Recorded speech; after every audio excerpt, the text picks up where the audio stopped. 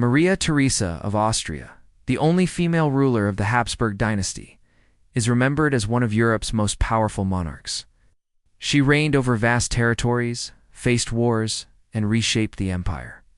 Yet behind the polished image of an empress was a woman whose body became a battlefield of endless childbirth. Over the course of her marriage, she gave birth to 16 children in just 20 years. For Maria Theresa, motherhood was not a private duty. It was a political weapon. Every pregnancy was another chance to secure alliances, expand Habsburg influence, and strengthen dynastic power. But the price was devastating. Her pregnancies followed one after another with barely any recovery time. Letters from her court describe how she was often exhausted, swollen, and bedridden, yet expected to continue ruling an empire. Childbirth in the 18th century was perilous, even for a queen. Infection, hemorrhage, and death hovered over every delivery. Maria Theresa survived them all, but not without scars. Doctors noted her declining health, her body weakened by repeated pregnancies, and her struggles with obesity and fatigue later in life. She spent years in a constant cycle of pregnancy, birth, and mourning. For many of her children did not survive infancy. Despite the personal toll, Maria Theresa maintained her political image. She appeared strong in public, issuing commands and leading reforms, while privately she endured near-constant labor. Her letters reveal her deep love for her children, yet also her frustration at being treated like a breeding machine for the empire. Among her daughters was the ill-fated Marie Antoinette, who would later face her own tragic destiny in France. But Maria Theresa herself became a symbol of dynastic sacrifice, a queen whose womb was as crucial to empire building as any army or treaty. Her story is only the beginning. If Maria Theresa endured 16 births, other queens endured even more, their lives consumed by the relentless demand for heirs. And as we turn to the next royal, the pattern becomes darker. A queen who bore over 20 children with her body breaking under the weight of her duty. Queen Charlotte of Mecklenburg-Strelitz, wife of King George III of Britain, lived a life that history often remembers for her music, her gardens, and her connection to composers like Mozart. But behind the elegance of court life, Charlotte's body was subjected to one of the harshest demands placed on royal women. She gave birth to 15 children in 21 years. Her marriage to George III was political, yet their relationship developed into genuine affection. But love did not protect her from the relentless cycle of pregnancy. Almost as soon as she recovered from one birth, another pregnancy began. Court records show that her pregnancies consumed nearly her entire adult life. Her duties as queen were balanced with swollen feet, morning sickness, and the terrifying risks of childbirth. In the 18th century, even queens were not safe from the dangers of infection and bleeding. Every delivery was shadowed by the possibility of death. Charlotte, however, endured each ordeal with little complaint. Letters describe her as dutiful, disciplined, and constantly surrounded by midwives and physicians. Still, her body carried the marks of exhaustion. Her later portraits reveal a woman worn down by years of carrying children, her figure permanently changed by endless motherhood. Her 15 children became pawns in dynastic politics. Some were married off to European courts, while others stayed in Britain to uphold the Hanoverian line. But not all of them lived happy lives. Several of her sons became infamous for scandal and excess, while her daughters often remained trapped in spinsterhood. Unable to marry freely due to political expectations, Charlotte herself had little freedom either. While she loved music, science, and art, her personal identity was overshadowed by her role as mother. She spent decades in confinement to her pregnancies, with little time to recover or enjoy the luxuries of queenship. Even when George III fell into madness in later years, Charlotte was left not only to care for him, but also to carry the emotional burden of her massive family. Her story reflects the cruel paradox of queenship, outwardly surrounded by power and beauty, yet inwardly bound to the brutal demands of the womb. But while Charlotte's 15 children were extraordinary, another queen bore even more, her pregnancies nearly endless, her name tied forever to suffering in the pursuit of heirs. While the French queens were crushed by court expectations, Britain's Queen Charlotte, wife of King George III, faced her own relentless fate. Married at just 17, Charlotte was expected to secure the Hanoverian dynasty through sheer numbers. She did not disappoint her king, nor the empire that leaned on her womb as its safeguard. Over the course of her marriage, Charlotte gave birth an astonishing 15 times. The pregnancies came one after another, with hardly a pause in between. From 1762 to 1783, Charlotte was rarely free from the exhaustion of carrying another child. There were whispers in the palace corridors that she lived less like a queen and more like a prisoner of her own body, bound to duty rather than desire. Like the French court, the British monarchy placed heavy emphasis on producing heirs not just for the throne, but also for political marriages across Europe. Each new royal baby was seen as another pawn in the game of alliances. But behind the polished portraits, the queen's reality was brutal. Repeated childbirths drained her health and spirit. Contemporary accounts describe Charlotte as physically worn down, often pale and frail, yet still summoned to perform the public role of royal matriarch. Court life expected her to smile, attend balls, and present herself as the serene mother of the nation, even while her body was breaking. Out of her 15 children, 13 survived into adulthood, remarkable for the time. Yet survival did not mean peace. Many of her sons grew infamous for scandal, debts, and excess, adding another layer of stress to her already overburdened life. And tragedy struck again when King George descended into madness. In his absence, Charlotte shouldered the weight of not just her own suffering, but an entire kingdom's disarray. What makes her story chilling is not just the number of children, but the sheer relentlessness of it. 15 births in 2 decades transformed Charlotte into a symbol of dynastic duty, her body sacrificed again and again to secure the monarchy. She remains one of the most prolific royal mothers in history, yet her legacy is not one of joy, but of endurance through unending childbirth. But she was not alone. Across Europe, queens were treated as breeding vessels. And in Spain, one woman's story shows the monarchy's desperation pushed to shocking extremes. While many queens struggled under the weight of producing heirs, few stories are as heartbreaking as that of Queen Charlotte, the devoted wife of King George III of Britain. Married at just 17 years old in 1761, Charlotte was immediately thrown into a life where her worth was measured in children. She delivered, quite literally, over and over again. Over her 57-year marriage, Charlotte gave birth to 15 children, making her one of the most prolific royal mothers in European history. At first, she embraced her role with quiet determination. She gave birth to her first child, George IV, within a year of marriage. But the pace did not slow. For the next 2 decades, Charlotte's body became a machine of succession. Almost every year, she endured pregnancies, labors, and recoveries. There was barely any time for her body to heal before another pregnancy began. The toll on her health was severe, but duty always came first. Unlike some queens who resented this burden, Charlotte carried herself with grace. She loved her children deeply, though raising 15 meant she often relied on nurses and governesses. Still, she maintained a strong maternal presence.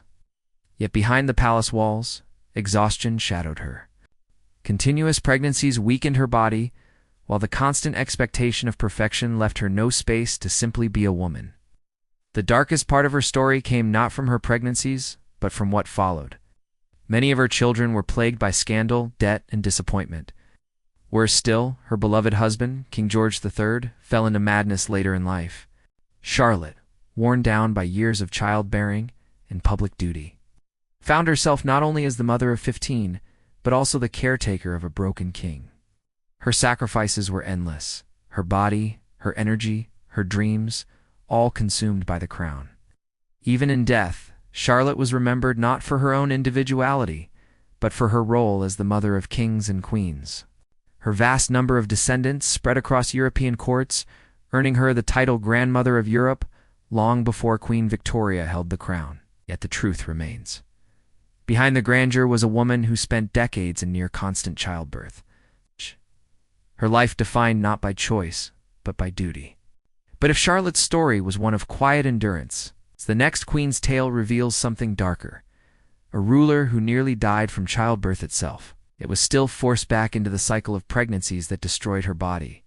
Maria Theresa, the only female ruler of the Habsburg dominions, was one of Europe's most powerful queens, but also one of the most exhausted mothers in history. Between 1737 and 1756, she gave birth to 16 children. That means, for nearly 2 decades, she was either pregnant, recovering from childbirth, or nursing a newborn while ruling a vast empire. Her advisors often wrote about how she would attend meetings while heavily pregnant, sometimes even receiving ambassadors within weeks of delivery.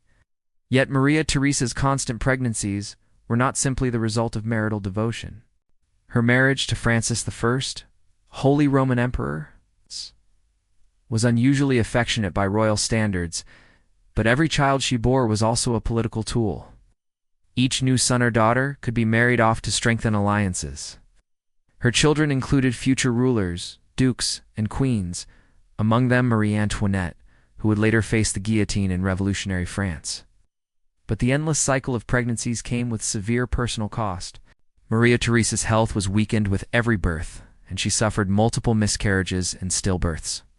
Her letters reveal her weariness, sometimes referring to childbirth as a duty she could not escape. Despite this, she was strict with her children, often cold and distant, as if her role as mother was overshadowed by the demands of monarchy. Even in portraits, Maria Theresa was often depicted surrounded by her many children, as though her fertility was part of her crown. It projected strength and continuity for the dynasty, but concealed the suffering behind palace walls. She lived to see 10 of her children reach adulthood, but 6 died young, a reminder that even queens could not escape the era's high child mortality rates. Maria Theresa's story highlights the burden placed on queens not just to rule, but to serve as ceaseless bearers of heirs. Her empire depended on her body, and her body was never given rest. But the question remained: if a queen as powerful as Maria Theresa could not free herself from the cycle, what hope did less powerful royal women have? Maria Theresa of Austria was not only a queen, but also a fierce ruler who stood at the center of European politics in the 18th century. Yet behind the throne, her life was consumed by one of the most relentless cycles of childbirth in royal history. Maria Theresa gave birth to 16 children, a staggering number that pushed her body to its limits. For nearly 2 decades, she was either pregnant, giving birth, or recovering if she ever truly had the time to recover at all. But Maria Theresa was no passive queen. She ruled with an iron will, even while her body endured pregnancy after pregnancy. Diplomats and courtiers often commented that she could be negotiating treaties one day, and then retreating into her chambers to deliver another child the next. The strain was so immense that after some pregnancies, she was seen weak, pale, and trembling, yet she forced herself back to the affairs of state almost immediately. Not all of her children survived into adulthood, and each loss weighed heavily on her. Some were lost in infancy, others taken by childhood diseases that swept through Europe's palaces, just as they did the poorest villages. The pain of burying her children is clear in her letters, where she described her deep wounds as both a ruler and a mother. But Maria Theresa never showed this grief in public. To her people and her enemies, she projected only strength. Her role as mother was also deeply political. Every child she bore was a potential marriage alliance, a chance to expand Habsburg influence. And indeed, her children were placed like chess pieces across Europe. Her daughters became queens of France, Naples, and Parma, while her sons inherited parts of her empire. Her most famous daughter, Marie Antoinette, would meet a tragic end in the French Revolution. What makes Maria Theresa's story chilling is the duality. While she was giving birth almost nonstop, she was also commanding armies and reshaping empires. She proved that queens could wield power even under the crushing expectations of fertility. But at what cost? Her body was left weakened and scarred by constant childbirth. And in her final years, she suffered illnesses that some historians link to her decades of physical strain. Maria Theresa stands as a stark reminder. Even women at the pinnacle of power were not spared from the brutal demands of royal motherhood. She was both the Empress of Europe and a prisoner of the womb, trapped in a cycle that no crown could free her from. Queen Victoria may be remembered as the mighty figure who gave her name to an era, but behind the crown was a woman trapped in relentless childbearing. She married Prince Albert in 1840, deeply in love, yet soon discovered the heavy reality of royal duty. Victoria gave birth to 9 children in just 17 years, barely any time to recover before another pregnancy followed. She often wrote in her journals that she dreaded pregnancy, describing it as the shadow over her happiness. For her, childbirth was not only painful but terrifying. As medical care in the 19th century remained dangerous and crude, even for queens, the burden weighed heavily on her mind. Despite her deep devotion to Albert, she resented the endless cycle of pregnancies. She confessed feelings of anger toward being used as a breeding machine. Still, society expected her to set an example. Producing heirs was not just a personal matter, it was a political necessity. Her children were married across Europe, earning her the nickname the Grandmother of Europe. Yet behind that legacy was years of exhaustion, depression, and physical strain. Victoria's struggle reveals the dark contradiction of monarchy. A woman celebrated as the most powerful in the world could not control her own body. Her endless childbearing shaped her legacy, but it also left her haunted both physically and emotionally, and yet her story was not unique. Across Europe and Asia, queens faced the same crushing expectation. Some suffered in silence, while others embraced their role. But in every case, the crown demanded heirs at any cost. But what happens when a queen's body finally breaks under this duty? When endless childbirth becomes a path to an early grave? The next queen's story is a chilling reminder that even the highest throne could not protect a woman from the dangers of being forced to give birth again and again. Queen Charlotte, wife of King George III of England, is remembered as the mother of a staggering 15 children. Married at just 17, she was thrust into a life where producing heirs was her primary duty. Unlike some queens who faced rejection for failing to bear sons, Charlotte had no such issue. She delivered child after child, year after year, until her body was nearly broken. Between 1762 and 1783, she gave birth to 15 royal children in just 21 years. That means for most of her life, she was either pregnant, recovering from childbirth, or preparing for the next. While the court celebrated her fertility, Charlotte privately suffered. Each pregnancy brought new dangers: hemorrhage, infection, and the constant risk of death in childbirth. The strain on her body was immense, but the pressure from the crown never ceased. Her husband, George III, famously descended into madness later in life, leaving Charlotte to manage not only her household of children, but also the politics of a crumbling monarchy. The queen, who had once been valued for her fertility, found herself overshadowed by her husband's instability. Yet her role as mother of a dynasty defined her legacy. Today, Charlotte is often romanticized for her large family. But beneath the portraits lies a darker truth. She was a young woman who never truly had ownership of her body. Her womb was seen as the property of the crown, her health secondary to the demands of dynasty. 15 children may sound like a sign of strength, but for Charlotte, it was also a story of endless sacrifice. Marie Therese of Austria, the only female ruler of the Habsburg Empire, is remembered as one of the most powerful women of the 18th century. But behind the grandeur of her throne was a life consumed by relentless pregnancies. She gave birth to 16 children, a staggering number that pushed her body to the limit, even as she ruled a vast empire. The lives of these queens were not defined by luxury, despite the glittering crowns they wore. Instead, they reveal how royal women were often reduced to little more than vessels for dynastic ambition. Behind the palaces and ceremonies, these women endured endless pregnancies, the pain of miscarriages, and the constant threat of death in childbirth. Their bodies carried the weight of political alliances, national hopes, and dynastic survival. This relentless cycle of birth was not simply a matter of family growth, it was a matter of power. A queen who failed to produce enough heirs could face disgrace, annulment, or even exile. A queen who succeeded was still rarely celebrated for herself. Her worth was tied only to the children she bore, especially sons. Many of these women died young, their lives shortened by complications of childbirth or the cumulative toll of pregnancies with little recovery time. The story of queens who gave birth non-stop forces us to confront a dark truth about history. Women at the top of society were not spared from exploitation. If anything, their gilded prisons were even harsher. They were admired in public, yet privately consumed by suffering. They had palaces, but no control over their own bodies. Today, their legacy serves as a chilling reminder of how the demands of dynasties shaped and destroyed lives. The grandeur of royal bloodlines came at a terrible cost. a cost paid by women whose struggles were often hidden behind the pageantry of the crown. Their suffering was not unique to queens. It reflected the broader fate of countless women in history, forced into cycles of childbirth for survival, status, or control. As we peel back the layers of romanticized royal history, we find that crowns often concealed chains. Behind every great dynasty were women who bore the burden, not by choice, but by duty. And though their names survive in royal chronicles, their silent suffering speaks louder than any throne ever could.